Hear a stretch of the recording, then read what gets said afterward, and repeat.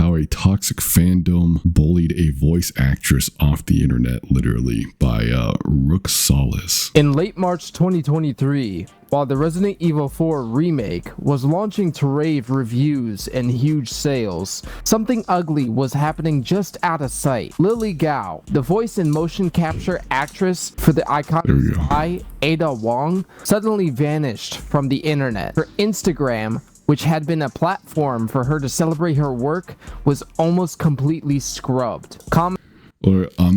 Look, I'm not going to pretend like I was a huge fan of Ada Wong VA for Resident Evil 4 remake, right? I was too part of the bandwagon of not gonna lie shit, or not gonna lie cheap, this shit's pretty ass.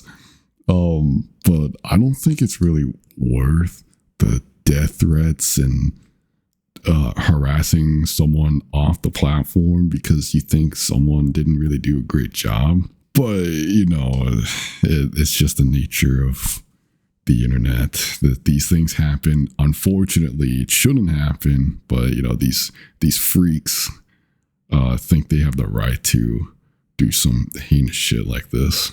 Were disabled and nearly all of her posts were deleted, leaving a digital black hole where a career milestone should have been. A talented actor who had just played a key role in Game of the Year contender was essentially bullied into digital hiding. The abuse became so vitriolic, so personal, and so relentless that her only option was to pull the plug. Yeah, it was pretty bad. Escalated far beyond simple criticism of a video game. Let's be crystal clear right up front. It is 100% okay to not like a voice acting performance. Art is subjective. Now, yeah, that's true. Found the direction for Ada's voice acting to be a departure from what I expected, but that's just a reflection on the creative choices made for the game, and it has absolutely nothing to do with the voice actress herself. You know, now correct me if I'm wrong, I'm pretty sure there was an article somewhere stating that according to several sources, the reason why they didn't use Ada Wong's VA from the Resident Evil 2 remake was because they want to do cultural appropriation. You know, have an Asian woman playing as an Asian character. I could be wrong, but I'm pretty sure that was the reason why they casted this woman as Ada Wong in RE4 remake. Do I agree with it? Absolutely not, because that is the beauty of voice acting, is that you're voice acting a character regardless of what your culture may be. You know, for example, be like Samurai Jack, right? The main character was voiced by a black guy playing as an Asian character in the show. Like, if you could fit the role, if you do a good job with the role, you do a good job. Like, you should be casted for said role. You shouldn't be hired based on your race or ethnicity or whatever. I think that's stupid. The core of the controversy was that some fans felt Gao's portrayal of Ada Wong was too flat, describing it as bored or monotone. This was a sharp contrast to previous portrayals like Jolene Anderson's more charismatic take in the Resident Evil 2 remake. Ada Wong has a long and storied history in the franchise, and fans have a very specific idea of who she is. Yeah, the flirtatious spy with a femme fatale edge. Gao's more subdued and serious delivery just didn't align with that established persona. However, that's only half the story, because many other players praised their performance for that very same reason. This was a wait, hold on. Now I gotta read that. I like her voice acting. She is from Canada and she sounds like a Canadian Chinese. I know because I live here and I've been in Chinatown. She sounds authentic because Ada is also Chinese. I hope they will keep her because I'm sick and tired of them changing Ada's voice every time. I just got used to Lily Gao. Just leave her be. I swear I can't take another change of Ada's voice or her face. Like me personally, I get where you're coming from, but I just don't agree with it. I'm pretty sure my previous rant sums it up. Reason. This was a deliberate choice to create a different kind of Ada. Lily Gao herself later described her take on the character as absolutely not a stereotype. The debate over which portrayal is better is a perfectly valid What the fuck does that even mean? However, the problem isn't the debate, it's what happened next. The line between criticism and harassment wasn't just crossed, it was vaporized. The conversation devolved from, I don't like this performance, into direct personal and hateful attacks since Hold on. I gotta read this. Let me get comfortable real quick. All right. You're a professional voice actor, and this is the performance you give? Sounded like you were hungover after taking a red-eyed flight when reading the lines. Jesus Christ. Great. Now, when Separate Ways comes out, I have to put it on mute. Worst voice acting I have heard in years. Why Capcom hire you instead of the past actress is beyond me. You ruined the remake. I feel like I just wasted my money by buying the deluxe edition to get this VA to dub Ada. I think saying that it ruined the game would be a little too excessive. I mean, like, I'm going to be honest with you. I think the RE4 remake was good visually, but I can't say it was the greatest mechanically, right? Like an example being that despite Leon being a secret government agent sent by the president himself, if you try to ADS, even when you have maxed out weapon upgrades, he still does like random weapon sway, and the recoil pattern is just not consistent. And you know, I overall enjoyed RE4 remake despite its shortcomings, but I wouldn't say that the VA for Ada Wong would warrant the whole game being disastrous or waste of money. I think that's just a little ridiculous. And the last one, your voice acting was horrible in the RE4 remake. It sounded super stiff and there was nothing seductive about it. It didn't fit at all on OMFG. I hope they don't hire you as Ada's voice actor for another game. Was the performance great for Ada? In my opinion, no. I personally don't like how it was handled. She was handled, but it is what it is.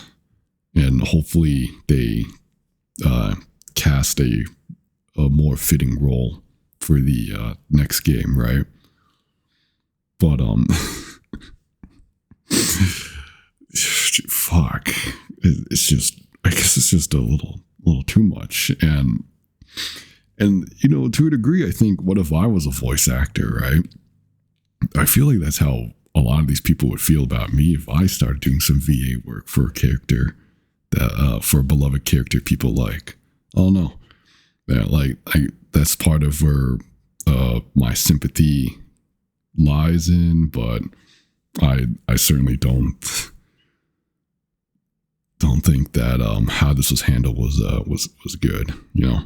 Straight to Lily Gao's social media. The comments flooding her Instagram were not constructive feedback. I mean, what was the goal here? Did the harassers think that Lily Gao would just re-record her lines? That Capcom would fire her and patch in a new voice? Obviously not. It was cruelty for its own sake, disguised as a fandom. And it's a symptom of a much bigger disease where people forget that there's a real person behind every character just trying to do their job. So if you genuinely hated the performance, who should you have been mad at? Here's a hint. It's not the actor in a massive AAA production. An actor is just one part of a huge creative machine. They are given a direction. They perform lines in a booth, often with limited context, and deliver multiple takes. The voice director, the creative director, and ultimately the developer, in this case Capcom, have the final say. No, he's right about that. And you know, I don't know why. Actually, I do know why. But this whole thing reminded me of the whole Genshin VA drama that happened like what, earlier this year? Was it earlier this year? Or was it last year? Jeez, time's been flying by very fast this year. But it reminds me of the Genshin VA drama where they thought that they had all the power, and let's be honest, they certainly did not. They were just voice actors, tools to help bring a character to life. Meanwhile, the game developers, the artists, and everything that isn't the voice acting stuff are what help also bring the character to life. But the voice is not the sole reason. So it's a little bit ridiculous that people would attack solely just the VA, but that's just mom mentality for you.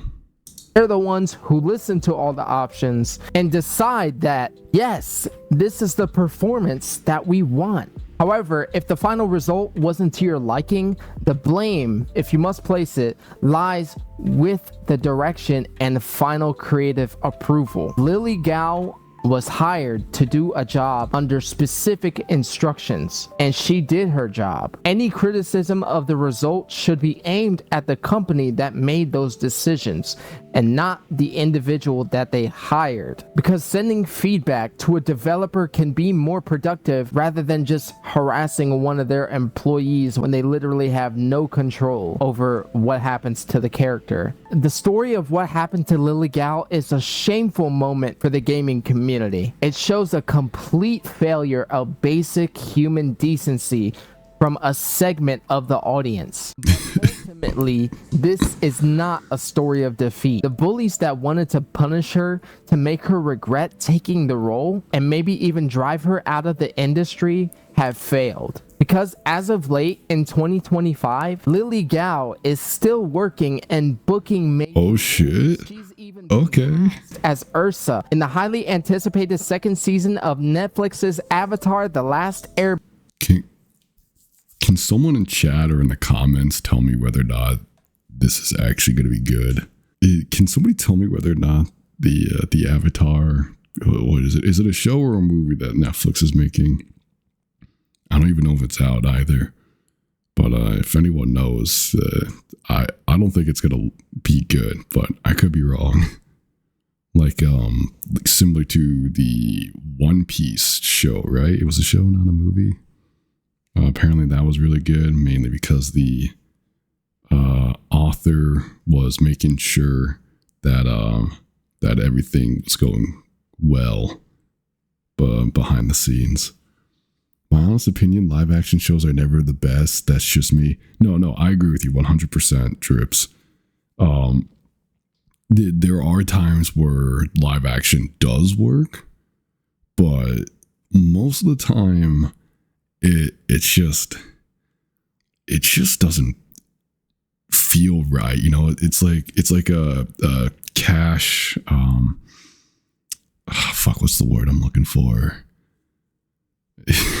A way to just launder money, basically. Just like some form of money laundering. Because like look at the Borderlands movie, right? That was an abysmal dog shit of a film.